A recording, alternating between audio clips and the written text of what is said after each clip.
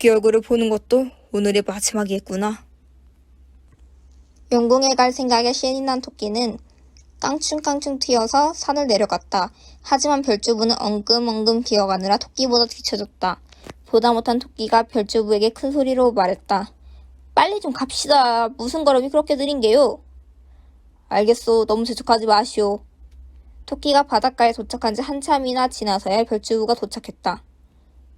자, 이제 내 등에 업히시오. 별주부는 토끼를 등에 업고 눈 깜짝할 사이에 용궁 입구에 도착했다. 다 왔소. 이제 내리시오. 토끼는 자신의 눈앞에 펼쳐진 풍경을 보고 입을 다물지 못했다. 알록달록한 색깔의 구름 사이에 3층짜리 누각이 서 있고 그 뒤로는 진주로 꾸며진 용궁이 자리 잡고 있었다.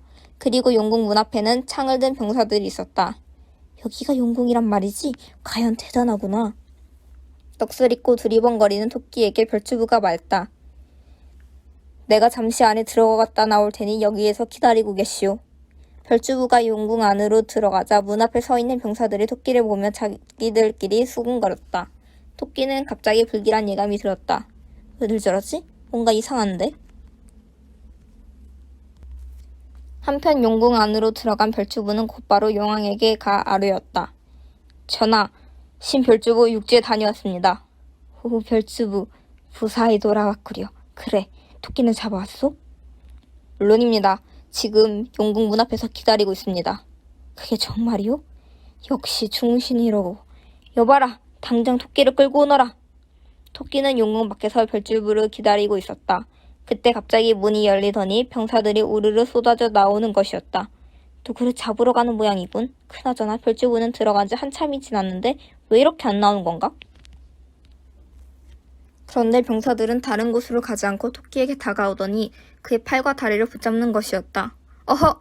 왜들 이러시오? 나는 용궁을 찾아온 손님이란 말이오. 이거 놓으시오. 그러자 대장으로 보이는 병사 하나가 토끼를 꾸짖었다. 전하께서 너를 잡아오라고 하셨다. 잔말 말고 따라오너라. 토끼가 몸부림치며 소리를 질렀지만 아무 소용이 없었다. 병사들은 토끼를 꽁꽁 묶어서 끌고 가더니 용궁 마당 한가운데에 내동댕이 쳤다. 토끼가 고개를 들어보니 높은 의자에 용왕이 앉아 있었고 주변에는 신하들과 병사들이 죽 들어서 있었다. 한쪽에는 별주부도 있었는데 별주부는 토끼의 눈을 똑바로 쳐다보지 못했다. 용왕이 토끼에게 위험 있는 목소리로 말했다.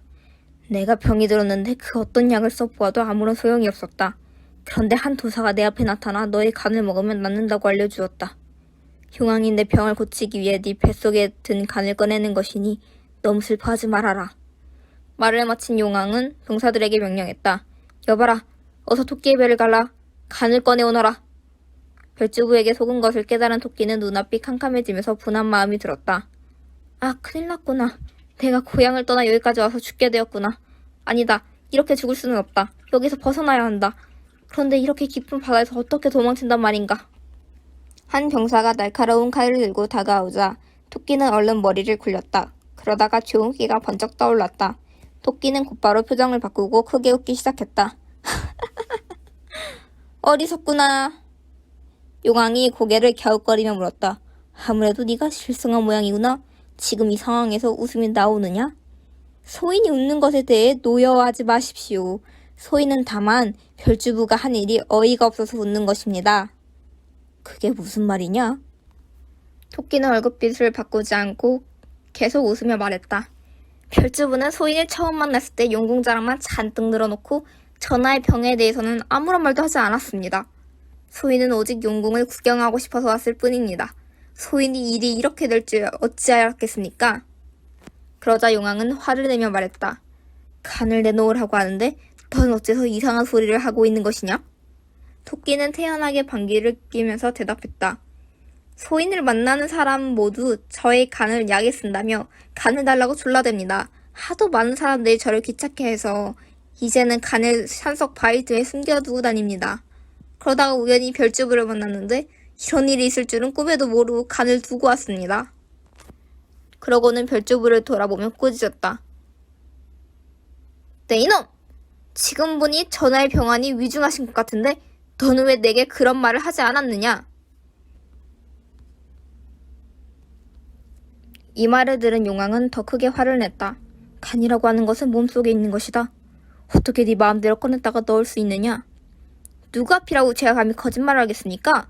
만약 저를 살려주신다면 간을 가지고 와 바치겠습니다. 더 이상 저놈의 말을 듣다가는 내 병만 더욱 깊어지겠구나. 여봐라! 어서 저놈의 배를 가르고 간을 꺼내오너라. 용왕이 재촉하자 병사가 토끼를 향해 칼을 쳐들었다. 토끼는 겁이 났지만 내색하지 않고 말했다. 잠시만 기다려주십시오. 소인이 간을 꺼내두고 다니는 증거가 있습니다. 무슨 증거 말이냐? 소인의 다리 사이에는 3개의 구멍이 있습니다. 하나는 대변을 보는 구멍이고 다른 하나는 소변을 보는 구멍입니다. 또 다른 하나는 간을 빼는 구멍입니다. 한번 살펴보십시오. 이를 이상하게 여긴 용왕이 토끼의 다리 사이를 살펴보자 그의 말대로 구멍이 있었다. 그러나 용왕은 여전히 토끼를 못 믿어했다. 그렇다면 간을 넣을 때는 어느 구멍을 넣느냐? 입으로 넣습니다. 소인은 다른 짐승과는 달라 해와 달과 별의 기운을 쐬고 아침에는 이슬, 저녁에는 안개, 새벽에는 서리를 받아먹습니다. 그래서 제 간은 맑은 기운을 가지고 있지요. 그렇기 때문에 저의 간을 약이라고 하는 것입니다. 그놈의 말이 거짓인 것 같으니 배를 갈라 확인해 보소서. 용왕은 신하들의 말에 고개를 끄덕이며 토끼에게 말했다. 내 말이 그럴듯하나 뱃속에 넣고 잊어버렸을 수도 있으니 배를 갈라보자. 만약 소인의 배를 갈랐다간 간이 없으면 어쩌시려고 그러십니까?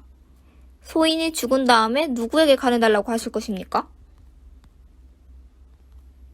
용왕은 토끼의 말을 듣고 생각에 잠겼다. 만약 저 말이 사실이라면 어쩌나. 안 되겠다. 토끼를 살살 구슬려 간을 얻어야겠구나.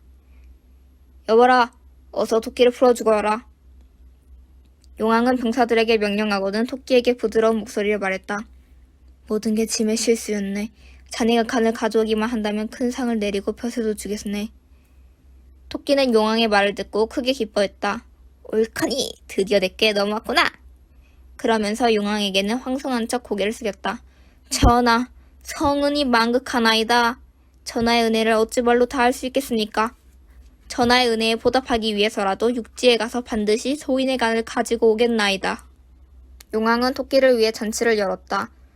토끼는 처음 보는 신기한 음식과 술을 배가 터지도록 먹고 마셨다. 만약 내가 죽지 않고 간을 내줄 수만 있다면 이런 호강도 누릴만 할 텐데. 그때 충신으로 이름난 자가사리가 나서서 말했다. 전하, 아무래도 토끼의 말을 믿을 수가 없습니다. 육지에 보냈다가 다시 돌아오지 않으면 어찌하시렵니까? 토끼는 용궁에 머무르게 하시고 별주부만 육지로 보내어 간을 가지고 오게 하는 것이 옳다고 생각합니다. 용왕은 그 말을 듣고 호통을 쳤다. 토끼처럼 충성심이 가득한 자가 내 거짓말을 하겠소? 경은 잔말 말고 물러나 있으시오. 자가사리를 비롯한 신하들은 계속 의심하는 눈초리로 토끼를 바라보았다. 토끼는 마음이 급해져서 서둘러 용왕에게 말했다. 전하의 병환이 날로 깊어지는 것 같사옵니다. 빨리 육지로 가서 간을 가져올 수 있도록 허락해 주소서. 용왕은 기뻐하며 즉시 별주부를 불렀다. 그대는 토끼와 함께 육지로 가서 빨리 간을 가져오도록 하시오. 용왕은 토끼와 별주부가 무사히 갈 수 있도록 각 지역에 공문을 보내주었다. 토끼는 별주부의 등에 업혀 생각했다. 내가 별주부에게 속아서 죽을 뻔했지만 용왕이 미련하여 다시 살아나게 되었구나. 이 세상에 간을 꺼냈다가 넣었다가 할 수 있는 짐승이 어디 있다는 말인가? 아무튼 일이 잘 되었으니 육지에 도착할 때까지 별주부를 잘 달래야겠다. 여보게 별주부, 자네가 내게 미리 용왕의 병에 대해 이야기해 주었다면 이렇게 헛걸음하지 않았을 것 아닌가? 하지만 내가 이곳에 온 것도 자네의 옹이 크니 내가 간을 가져다가 상을 먹게 되면 자네와 같이 나누겠네. 꼭 친구에게 말하는 것 같은 말투로군. 자네가 간을 마음대로 꺼내고 넣을 수 있다는 것을 내가 어찌 알았겠는가? 하지만 일이 이렇게 되었으니 어쩌겠는가? 간만 가져올 수 있다면 육지에 다녀오는 것은 어렵지 않네. 말을 마친 별주부는 쏜살같이 물을 헤치며 앞으로 나아갔다. 이윽고 별주부와 토끼가 물가에 다다랐다. 별주부가 토끼를 내려놓자 토끼는 펄쩍펄쩍 뛰면서 집으로 향했다. 야호! 살았다 살았어! 그런데 급하게 달리다가 그만 발을 잘못 디뎌서 땅바닥에 넘어졌다. 토끼가 일어서려고 하는데 갑자기 발에서 심한 통증이 느껴졌다. 아! 토끼의 발이 그물에 걸린 것이었다. 토끼가 아무리 발버둥 쳐보아도 그물은 풀어지지 않고 더욱 그의 발을 올가매었다. 토끼는 기가 막혀 한숨만 내쉬었다. 죽었다 살아나자마자 다시 죽게 되다니 내 심세가 참 처량하구나. 그때 마침 토끼의 눈가에 쉬파리가 앉았다. 쉬파리를 본 토끼는 꾀가 떠올랐다. 옳거니 이번에는 쉬파리를 이용해서 살아나리라. 토끼는 쉬파리를 향해 호통쳤다. 이런 못된 쉬파리야. 너 같은 녀석은 죽어야 한다. 쉬파리는 토끼의 말을 듣고 코웃음을 치며 친구들에게 말했다. 그물에 걸려 죽을 토끼 녀석이 오히려 나를 위협하고 있다네. 이런 놈은 편히 죽지 못하도록 우리가 혼내주세나. 그러자 쉬파리들이 우르르 몰려와 토끼의 몸 여기저기를 깨물기 시작했다. 토끼는 아파하면서도 계속해서 쉬파리들을 꾸짖었다. 쉬파리들은 약이 오를 대로 올라 토끼의 몸을 더욱 세게 물었다. 그러던 중 저 멀리서 그물을 친 사람이 다가왔다. 토끼는 그 사람이 가까이 오자 죽은 채 하고는 가만히 누워 있었다. 이게 뭐야? 죽어서 썩어버린 토끼로군. 그 사람은 그물에서 토끼를 꺼내 숲속으로 던져버렸다. 간신히 살아난 토끼는 서둘러 자기 집으로 갔다. 토끼 아내는 남편의 몸에 난 상처를 보고 깜짝 놀랐다. 아니 여보, 며칠 동안 집에 들어오지 않아 걱정했는데 이게 도대체 어떻게 된 일이오? 말도 마시오. 내가 별주부라는 놈의 꾀에 넘어가서 용궁에 갔었다오. 그런데 용왕이란 자가 내 뱃속에 간을 내놓으라는 거요. 내가 꾀를 내었기에 살아 돌아온 것이지 잘못했으면 당신 얼굴도 못 보고 죽을 뻔했소. 남편의 말을 들은 아내는 화를 내며 별주부가 있는 곳으로 달려갔다. 이 끔찍한 녀석아, 너 때문에 우리 남편이 죽을 뻔했다. 네가 모기에 나를 과부로 만들려고 했느냐? 너 같은 녀석은 어디에 긴 모기 걸려서 죽어야 한다. 너 용왕도 간을 먹고 살기는커녕 또 다른 병을 얻어 곱게 죽지 못하리라. 별주부는 기가 막히기도 하고 분하기도 해서 씩씩거렸다. 아니 무슨 여자 입이 그토록 험한가? 평생 먹을 욕을 오늘 다 먹었네. 정말 어이가 없구나. 이때 토끼가 나타나 별주부에게 말했다. 자네가 나를 얻고 먼 바다를 헤엄쳐 왔으나 나는 자네에게 줄 것이 없네. 간은 내줄 수 없으니 그냥 돌아가게나. 아니 나보고 빈손으로 돌아가라니 이런 경우가 어디 있는가? 이 미련한 녀석아, 어찌 몸에 붙은 간을 떼어줄 수 있느냐? 우리 친척들과 친구들의 눈에 띄면 무사하지 못할 테니 빨리 용궁으로 돌아가라. 토끼 부부는 별주부에게 호통을 친 후 숲속으로 달아났다. 여보게, 그렇게 가버리면 난 어쩌란 말인가? 혼자 남은 별주부는 한동안 넋을 잃고 아무 말도 하지 못했다. 그러다가 정신이 들자 눈물을 흘리며 탄식했다. 내가 토끼의 꾀에 넘어가 빈손으로 돌아가게 생겼으니 무슨 면목으로 용왕의 얼굴을 보겠는가? 차라리 여기서 죽는 것이 낫겠구나. 별주부는 종이에 글을 쓰고 바위에 붙인 다음 용궁을 향해 큰 절을 올렸다.